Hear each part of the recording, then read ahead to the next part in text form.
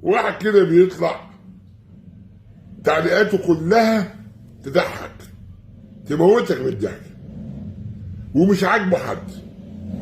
واكيد انتوا كده عرفتوه، اسمه الشهرة بتاعته الهجاص.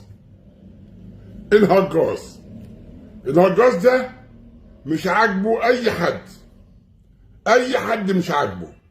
لا عاجبه محمد صلاح، ولا عاجبه مرموش، ولا عاجبه تريزيجيه، ولا عاجبه الاهلي، ولا عاجبه زمالك، ولا عاجبه حد ابدا، ولا عاجبه مدرب من المدرب، اي مدرب حتى ان كان مدرب عالمي برضه مش عاجبه.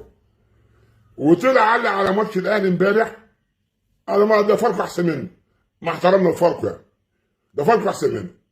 يا جاهل، ده انت دربت طنطا، نزلتها للدرجه الثانيه، وضربتها ده في الدرجه الثانيه، نزلتها في الثالثه. هو انت بتفهم اصلا عشان خاطر تتكلم عن الكوره؟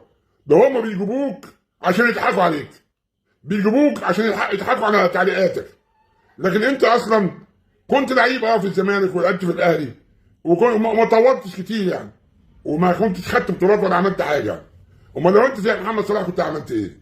لو انت زي ابو تريكه كنت عملت ايه؟ لو انت زي الخطيب كنت عملت ايه؟ لو انت زي حسن شحاته كنت عملت ايه؟ لو انت زي فاروق جعفر كنت عملت ايه؟ لو انت زي اللعيبه، انا مش عايز انسى حد، لان مصر كانت مليانه لعيبه تقيله قوي. اللعيبه دي مش عاجباك انت، المدربين المحترمين دول مش عاجبينك انت، مع العلم انت ولا تفقه شيء.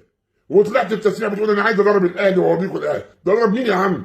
روح شوف طنطا، ولا شوف بسيون، ولا شوف بني عبيد، ولا شوف اي حد دربه. سيبك بقى من الهجص بتاعك ده، واعرف ان هم بيجيبوك عشان يضحكوا عليك. عرفتوا مين هو الهجاص؟ اكيد انتوا عرفتوه.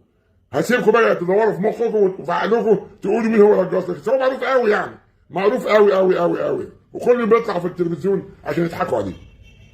بس والسلام عليكم ورحمه الله وبركاته.